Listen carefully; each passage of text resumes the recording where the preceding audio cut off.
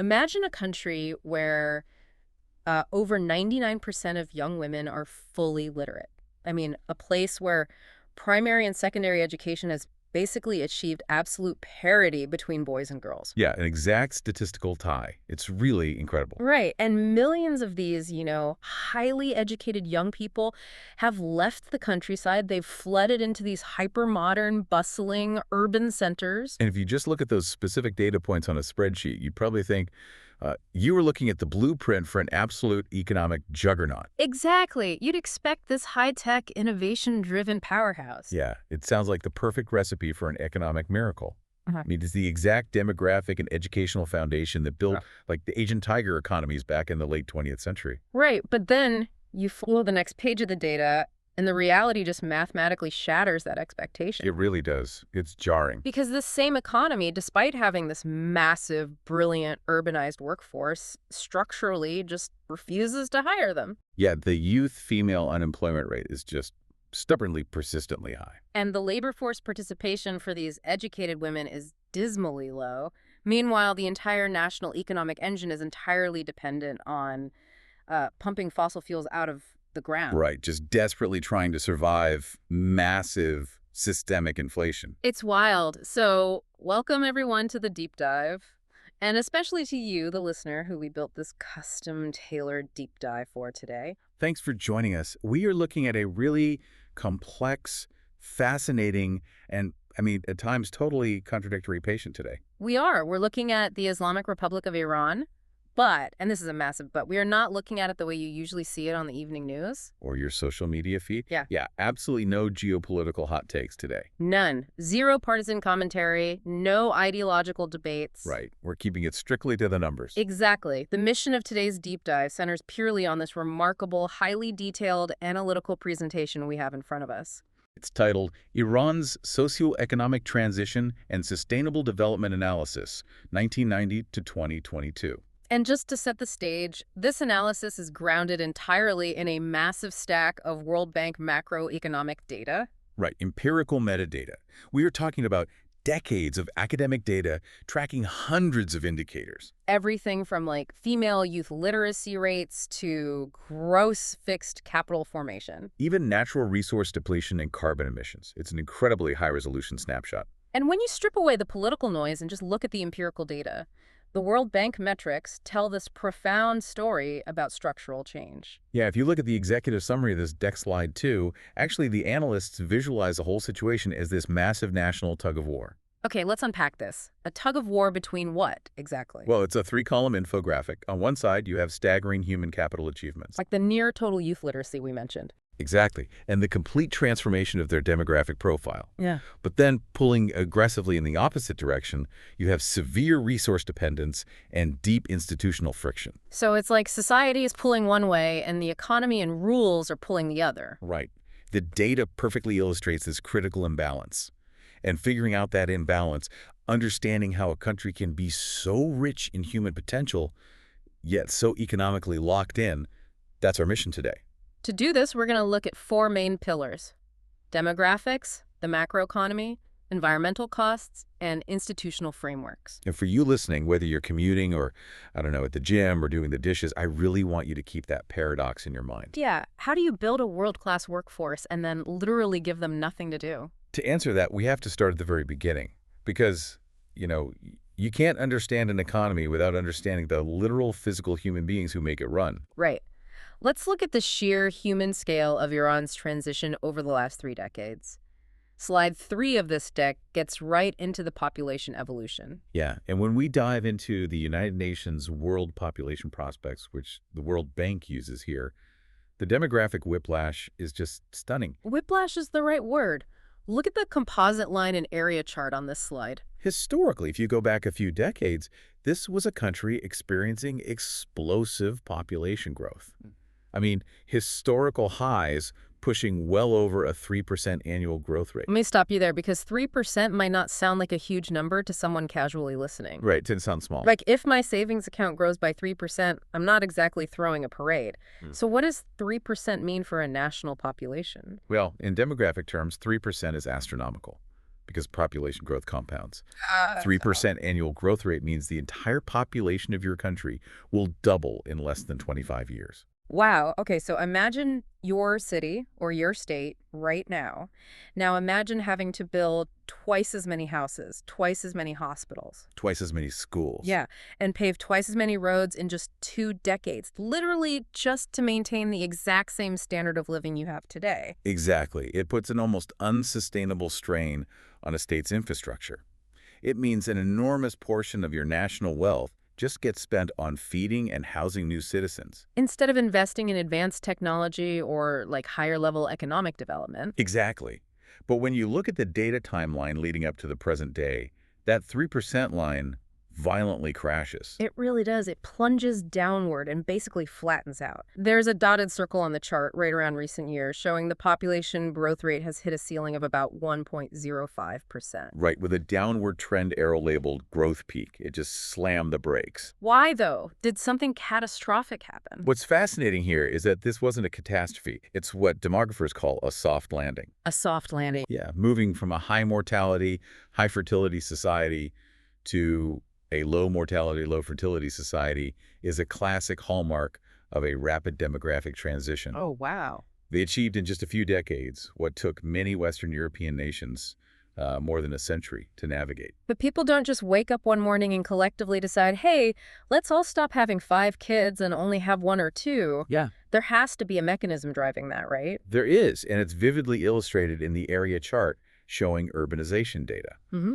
Concurrently with the drop in birth rates, there was a massive geographic shift. The scissor effect chart. Yes. Yeah. The line tracking the rural population dives sharply below the area tracking the urban population. Yeah. Urbanization absolutely exploded, breaking past the 77% mark. So in just a few decades, you have a society that went from having lots of kids in rural agricultural settings to packing everyone into massive cities. Right. It's like the entire country decided to pack up the farm and move downtown all at once. And if we connect this to the bigger picture, urbanization at that speed fundamentally rewires a society's economic and psychological DNA. How so?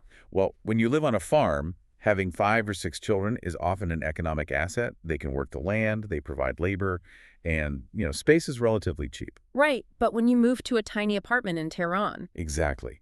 Suddenly, children transition from being an economic asset to a massive economic liability. Space in a city is incredibly expensive. You have to pay for urban housing, urban food prices. And most importantly, education. To survive in an urban economy, your children need to go to school, which means they aren't working.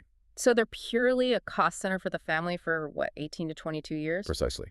So the rational economic response for a family is to have fewer children and invest more heavily in the education of the 1 or 2 they do have. That makes total sense. You move to the city, the cost of living skyrockets, so the birth rate plummets. How does that affect the overall economy? It completely changes the dependency structure of the nation. And this brings us to slide 4. This is the kind of data that macroeconomists absolutely obsess over. Dependency ratios. We need to talk about dependency ratios, yes. Okay, let's pretend I skipped Econ 101. Break down dependency ratios for me and the listener. Sure. A dependency ratio is a very simple but incredibly powerful metric. It compares the working age population, usually defined as people between 15 and 64, against the non-working age population. Meaning children under 14 and the elderly over 65. Right. It tells you exactly how many dependents each active worker has to economically support. So fewer dependents per worker is the goal, right? More people earning paychecks, fewer people needing diapers or pensions. Precisely. And for a long time during that 3% growth era, Iran had a massive youth dependency ratio. But looking at the double-stack bar chart here, as urbanization took hold and birth rates dropped, that youth dependency ratio falls off an absolute cliff. It drops from a peak where dependents under 14 made up nearly 47% of the population, plummeting down to below 37%. That is a staggering drop. So suddenly you have this huge bulge of people who were born during the boom years. They're now entering their prime working years. And because they aren't having many kids themselves, they don't have a lot of mouths to feed at home. That phenomenon is what economists call the demographic dividend.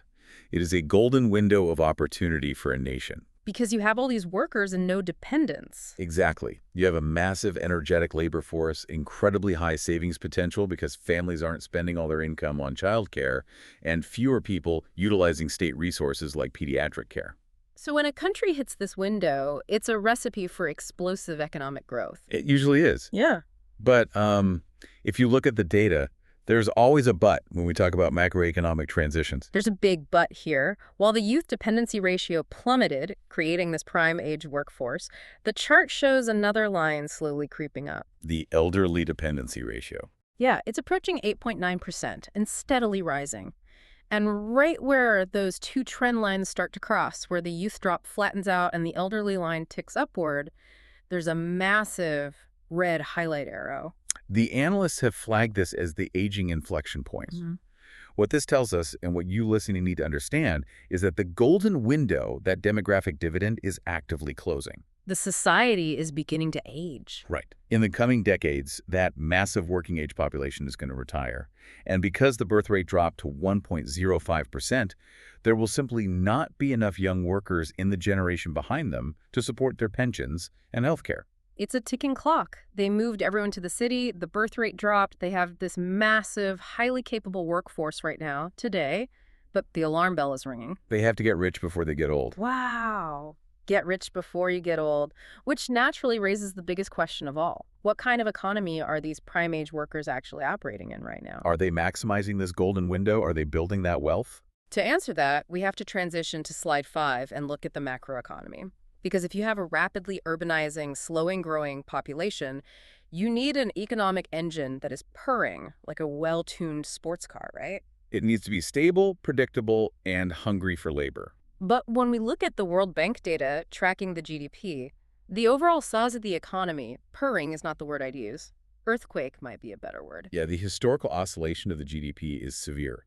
If you plot the GDP in current U.S. dollars over the last 3 decades, it does not look like the smooth upward curve of a developing powerhouse. It's a jagged line. It climbs, hits a massive peak around 2012, and then suffers this violent, jagged pullback. Right, it dropped significantly, bouncing around before recently hovering around 413 billion current U.S. dollars.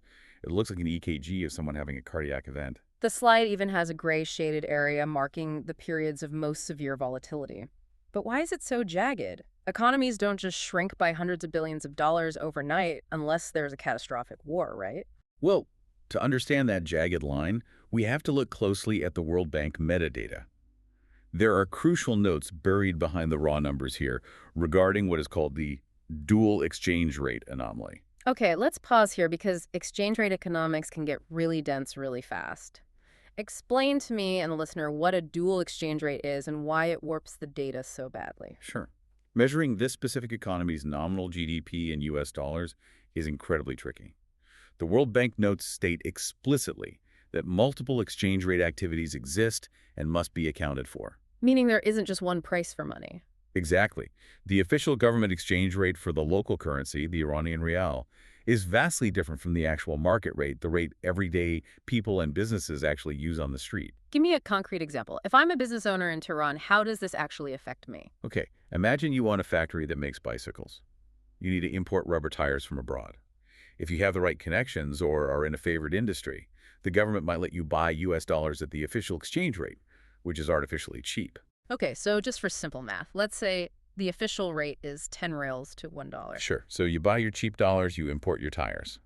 But your competitor down the street, who doesn't have those government connections, has to buy their dollars on the parallel market, the street market. And what's the street rate? Well, the reality of inflation and economic pressure means the real rate is, say, 50 reals to $1. So my competitor is paying 5 times as much for the exact same tires just because of which exchange rate they have access to. Exactly. Now, imagine trying to measure the total size of an entire national economy when there are 2 completely different yardsticks being used simultaneously. That sounds like a nightmare for an economist. It is. If the World Bank uses the official rate, the economy looks artificially massive and stable. If they use the street rate, it looks drastically smaller. They use a weighted average to get closer to the truth, but even with that correction, the data shows an economy battered by massive volatility. And it's not just exchange rates. The data on this slide tracks the GDP deflator indices, which measure inflation across the entire economy. And those numbers surge dramatically. We are looking at inflation hitting 30, 40, sometimes over 50% in certain years. And that volatility is absolute poison for economic development, right? It's structurally destructive. Let's talk about why. Because if I live in a country with 2 or 3% inflation, 50% sounds bad, but maybe people just get used to it. Prices go up, wages go up. No, it doesn't work like that. Think about it from the perspective of an entrepreneur or an investor. Let's say you want to build a new tech campus to hire all those educated young people we talked about. Okay. Building a campus takes 5 to 10 years. You have to take out loans, sign long-term construction contracts, project your future revenues. I'm with you. If you do not know what your local currency will be worth next month, let alone next year, how can you possibly sign a 10-year contract? You can't. Right. If inflation is at 50%, the bank is going to charge you 60% interest on your loan just to break even. The risk becomes mathematically intolerable. So you just don't build the campus. You don't build it. You take your capital and you put it into safe, non-productive assets. You buy gold, you buy foreign currency, you buy luxury real estate. Anything to protect your wealth from evaporating. Exactly. But you do not invest in the long-term, productive physical infrastructure the country desperately needs. Wow. Okay, that connects perfectly to another massive red flag on slide 6. When you look at what the economy is actually made of, the sectors that generate wealth, there is a fascinating shift. Yeah, the 100% stacked area chart. It shows agriculture, industry, and services over time. And on the surface, this chart looks like progress. Agriculture, as a percentage of value added to the GDP, is shrinking. Which makes perfect sense. We just talked about everyone moving to the city, fewer farmers. Right, it correlates perfectly with the urbanization data. Then you have the industry and manufacturing sector. It fluctuates, but largely it's flatlining. It's not the growth engine. But the service sector is expanding aggressively. There's a big upward trend arrow here. It's taking over as the main economic engine. It is. Now, in a vacuum, moving to a service-based economy is usually a sign of a developing, modernizing nation, isn't it? Traditionally, yes. The transition from agriculture to manufacturing and then to a service-dominated economy is the standard textbook path for middle to high-income countries. But the data flags a very specific bottleneck here. Let me push back here, or at least ask for clarification. Is a service-based economy always a good thing? Because when I hear services, I think of two very different universes. Go on. On one hand, I think of high-tech software engineers, financial consultants, architects, high-value knowledge-based jobs. But on the other hand, a service job is also a gig economy delivery driver, a barista, or someone selling trinkets on a blanket on the sidewalk because they can't find a job in a factory. Yeah. Are we looking at a high-tech boom here, or are we just looking at millions of urbanized people trying to scrape by? That is the defining question, and your skepticism is spot on. The analysts explicitly note on the slide that while services become the main engine, they face a severe bottleneck in creating high-quality employment. Because of the inflation and volatility we just talked about? Precisely. High-value, knowledge-based services require stability, foreign investment, and integration into global markets. In an economy experiencing high inflation, dual exchange rates, and external isolation, those high-tier sectors struggle to gain a foothold. So what fills the gap? A bloated, informal service sector. So you have all these young people who move to the city. They are in their prime working years. The demographic window is wide open. But industry isn't growing. Nobody is building tech campuses. So they end up driving taxis or working in informal retail just to survive. It's a survival mechanism for the urban population, not a strategic economic leap. And this lack of structural development leads us directly to slide 7, which tracks capital formation. Yeah, the slide with the literal red warning dashed box on it. It tracks a metric called gross fixed capital formation as a percentage of GDP. Now, before we look at the numbers, we need to translate that because it sounds like absolute macroeconomic jargon. It does sound incredibly dense, but it is a very simple, vital concept. Gross fixed capital formation is, simply put, investment in the physical backbone of an economy. The physical stuff. Right. It's the money an economy spends on building new factories, purchasing heavy machinery, constructing highways, laying down fiber optic cables, upgrading power grids. It is the money an economy sacrifices today to guarantee it can produce more wealth tomorrow. Exactly. If an economy is a human body, capital formation is the act of building new muscle tissue. Okay, so looking at the historical data in the bar and line chart, this number used to be incredibly high. It was over 40% of the GDP. They were building like crazy. Yes, during certain periods, they were plowing massive amounts of capital back into the physical infrastructure. But look at the recent trend line inside that red dashed box. It's a structural, sustained decline. It drops out of the 40s, down into the 30s, the 20s, and recently hovers at a fraction of its historical peak. The label says, warning of receding investment momentum. Why is this so dangerous? Well, capital formation is the absolute lifeblood of future growth. When this number drops and stays low for years, it means infrastructure is aging and not being replaced. The power grid gets older, the factories run on outdated machinery, the roads degrade. And to tie it back to our earlier point about inflation, people aren't investing in new capital because it's too risky. The real economy lacks investment confidence. That makes total sense. To use a simple analogy, if your economy is a marathon runner, this drop in capital formation means the runner has stopped buying new running shoes. They're just wearing out the ones they have. You might be able to keep running for a few more miles, but eventually the shoes fall apart. You cannot build tomorrow's economy if you are not investing in the physical foundation of it today.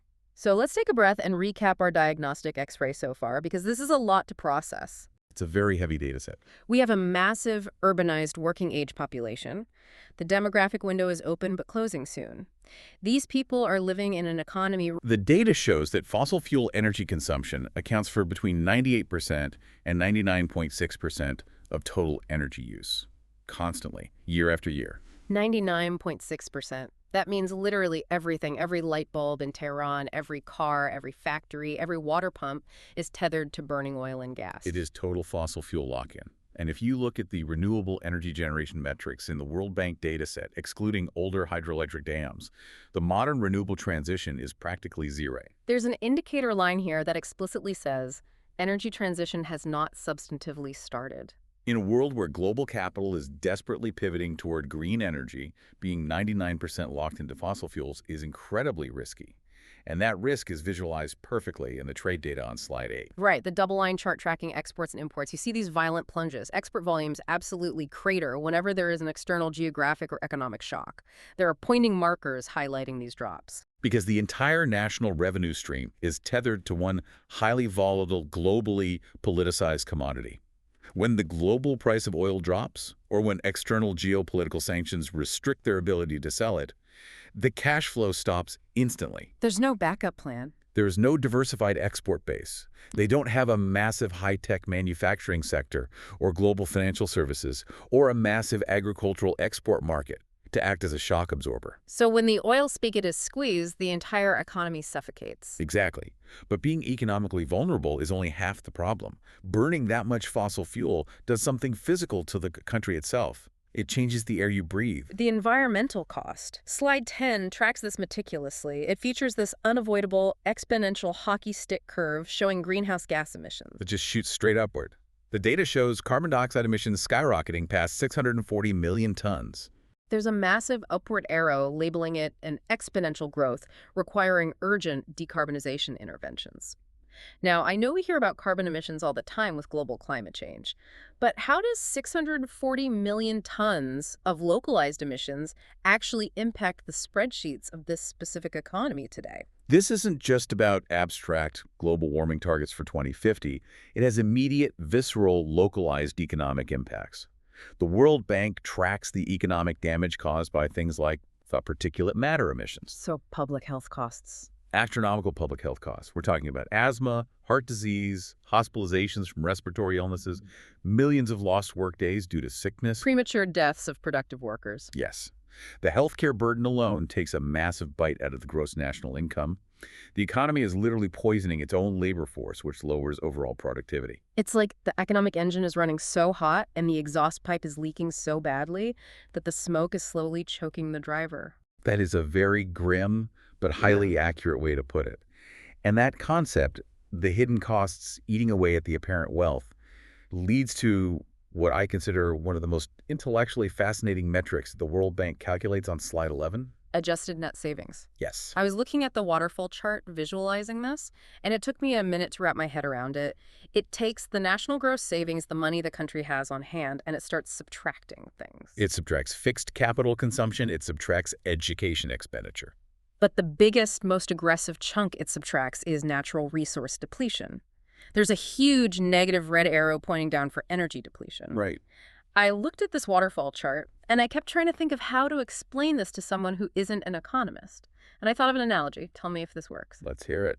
Imagine a family living in a beautiful house. Every month, they show their neighbors that they are making $10,000. They look rich. But the way they are getting that $10,000 is by tearing open their own walls, pulling out the copper electrical wire and selling it to a scrapyard. They are selling the furniture to pay the rent. I absolutely love that analogy. Yeah. Selling the furniture to pay the rent. That captures the genius of the adjusted net savings metric perfectly. Explain the mechanical math behind it. Standard gross domestic product GDP just measures how much economic activity is happening. If you pump $1 billion worth of oil out of the ground and sell it on the global market, your GDP goes up by $1 billion. Right. High fives all around. We made $1 billion. Let's go spend it. But the adjusted net savings metric acts as the adult in the room. It says, hold on, you didn't create $1 billion of new wealth. You just liquidated $1 billion of an asset you already owned in the ground. If you don't take that $1 billion and invest it into something permanent, like a new university, a massive solar farm, or a high-speed rail network, you aren't actually growing your national wealth. You are just depleting your geological savings account. You're selling the copper wire, and once the wire is gone, you can't sell it again next month. Exactly. Look at the data on the chart. At its peak, natural resource depletion ate up more than 32% of the gross national income. 1/3 of their apparent income was just them liquidating their finite savings account. Even recently, the data shows it has fallen to the 7% to 10% range. But the footnote on the chart is brutal. It says, insufficient efficiency in converting resource wealth into persistent capital. That is the ultimate illusion of wealth. The empirical data proves that this massive resource wealth is not being efficiently converted into persistent long-term capital. We know this for a fact because, as we saw earlier, gross fixed capital formation is dropping. So they are selling the oil, but they aren't using the money to build the factories of tomorrow. Structurally, mathematically, the true lasting wealth of the nation is actually shrinking. It is. Okay, this paints an incredibly grim, deterministic picture. You have an economy stuck in a massive rut, suffering from inflation, unable to invest in infrastructure, entirely reliant on a dirty, volatile fossil fuel asset that is slowly depleting their true national wealth. I'm listening to this, I'm thinking, is there any hope? What is the upside? The upside is profound, but it is trapped. Because if natural resources are being depleted and physical capitalism being built, what is being built? What is the country's greatest asset? And this brings us back to the paradox we started the show with, because here is where the data reveals a spectacular, almost miraculous achievement. We are moving from the geology back to the people on slide 12. It is the most striking contrast in the entire data set. Up until now, we've seen a lot of red flags, jagged lines, and flatlining charts. But when you look at the human capital data, the charts point straight up. The leap in education and literacy. It's visualized here as a double-line chart tracking male and female literacy rates over time, and the lines are converging beautifully. It is arguably one of the most significant social achievements in modern developmental data. We are looking specifically at the youth population, ages 15 to 24. The youth female literacy rate has climbed past 96%, hitting over 99% in recent data points. There's a circle on the chart right where the lines meet, labeled Complete Youth Literacy Gender Parity. It is near total saturation. And it's not just basic literacy. The Gender Parity Index, or GPI, for primary and secondary education has practically hit 1.0. For our listeners who might not be familiar with that metric, a GPI of 1.0 means exact statistical equality. An equal number of girls are enrolled in primary and secondary schools as boys. There is complete equality in access to basic and secondary education. The state built the schools, the families in these new urban centers sent their daughters, and an entire generation of women became highly educated. Okay, let's unpack this. Here's where it gets really interesting. You have this massive demographic bulge of youth. We saw that earlier. The demographic window is open. They are completely urbanized.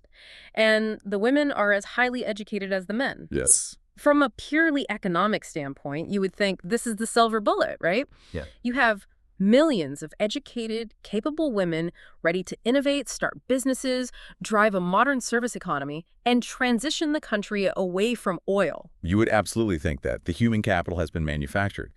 But then you turn to slide 13.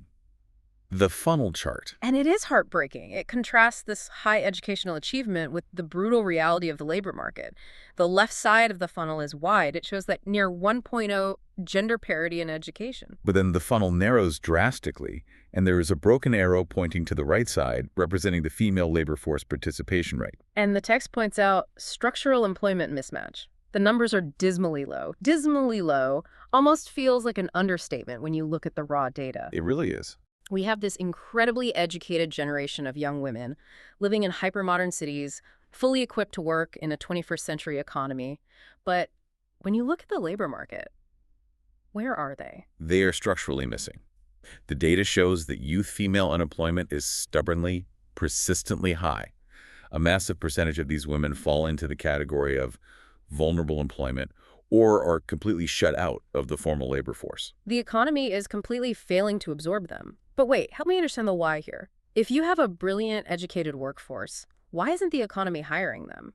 Are businesses just irrationally refusing cheap, highly skilled labor? This is the core paradox, and it brings every single data point we've discussed today into a unified theory. You have to look at the structure of the economy that you're trying to enter. Okay. Remember the shift to a service economy without high-quality jobs, and the lack of investment in new capital, and the 99% reliance on fossil fuels. Right. It's all connected. Exactly. An economy stubbornly locked into resource extraction, pumping oil and gas out of the ground, is traditionally a highly capital-intensive, male-dominated sector. Because it requires heavy machinery, roughneck labor, massive infrastructure. It does not require millions of highly educated women with degrees in literature, computer science, or business administration. Okay, but what about the service sector? We said that was growing.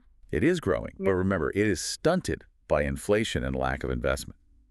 Because entrepreneurs can't get loans to build tech startups or modern financial firms, the service sector is stuck in low-level informal jobs. Retail, gig work, basic administration. These are not the kind of high-value knowledge economy jobs that absorb a massive wave of university graduates. So the economy is mathematically and structurally incapable of utilizing this massive wave of highly qualified female talent. It is a profound, tragic waste of human capital.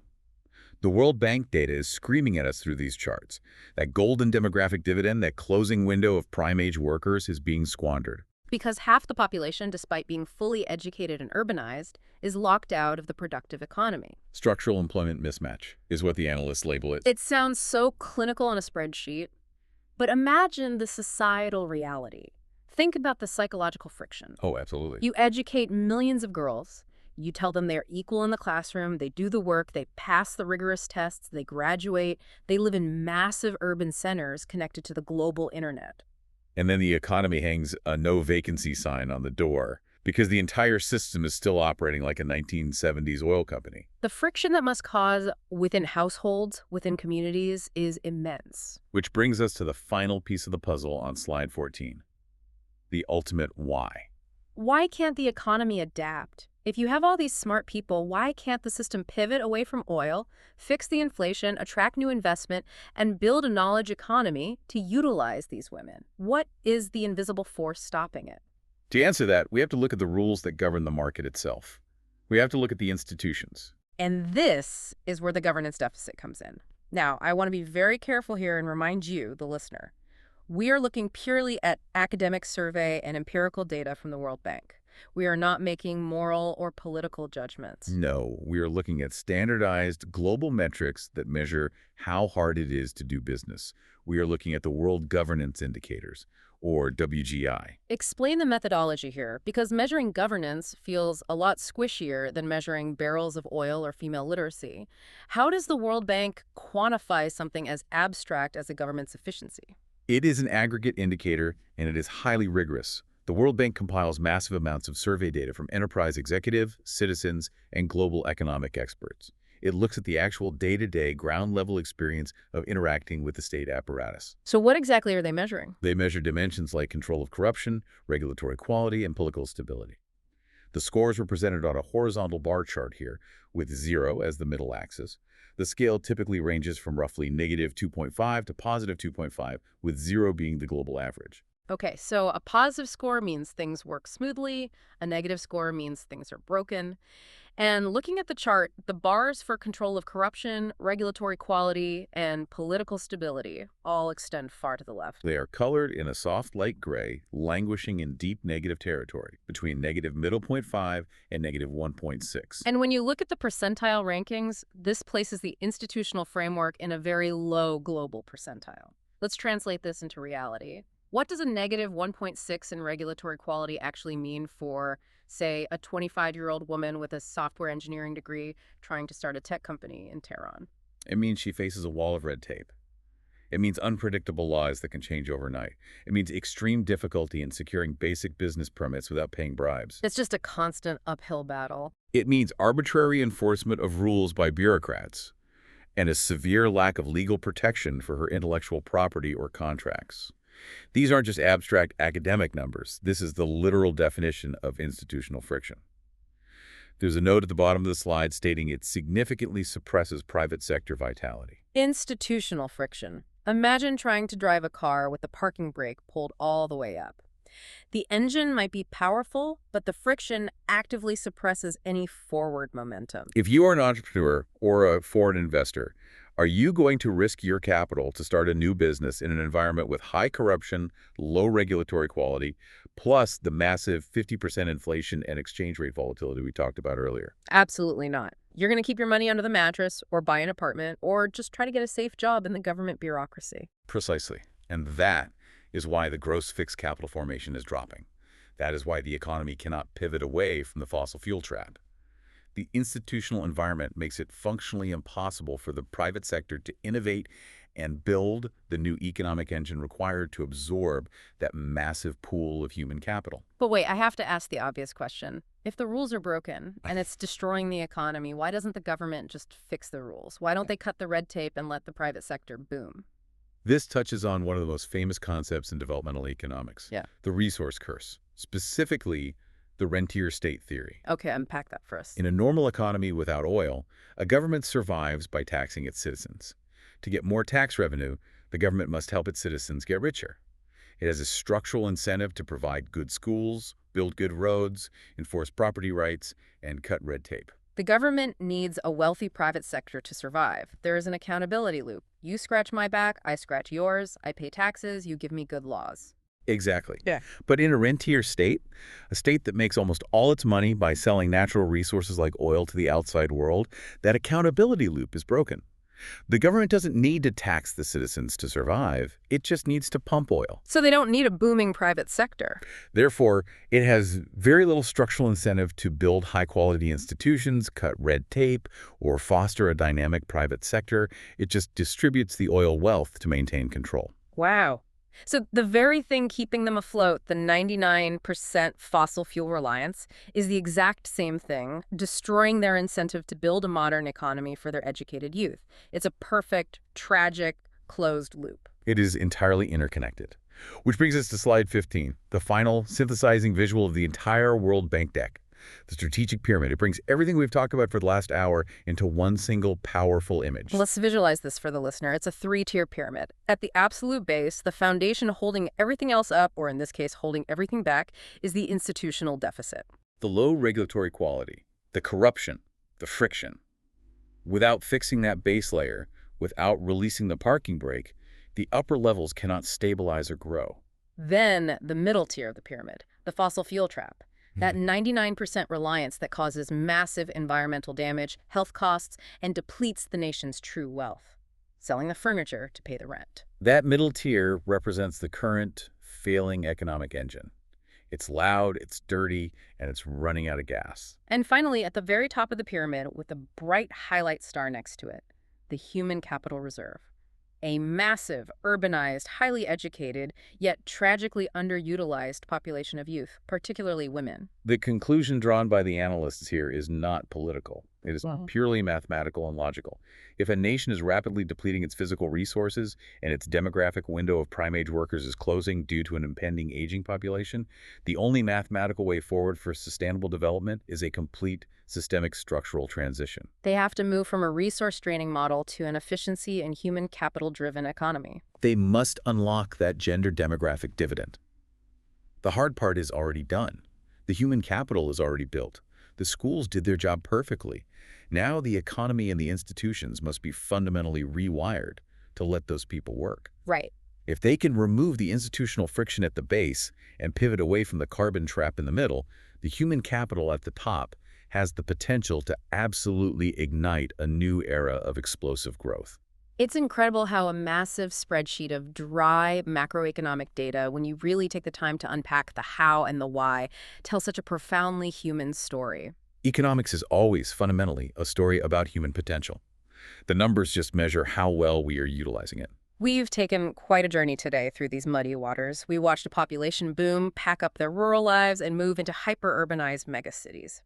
We saw an economy behaving like a seismograph, racked by inflation and dual exchange rates. Desperately clinging to fossil fuels to keep the lights on, all while slowly selling off its long-term wealth. And amidst all that chaos, we saw a quiet miracle.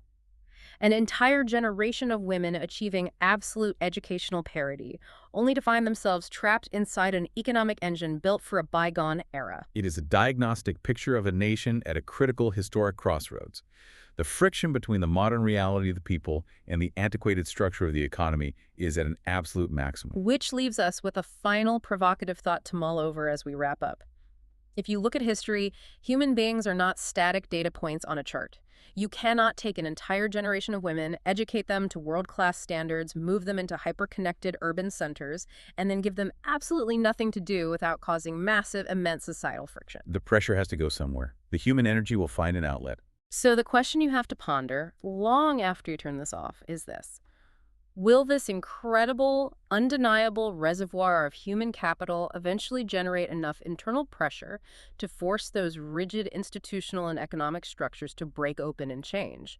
Or will the fossil fuel lock-in simply exhaust the country's true wealth before that demographic window permanently closes? The data tells us the window is closing fast. What happens next isn't written in the spreadsheets. It's in the hands of the people. Thank you so much for joining us on this deep dive. We hope it helped clear up the diagnostic X-ray just a little bit. Until next time, keep questioning the numbers and keep looking for the human story behind the data.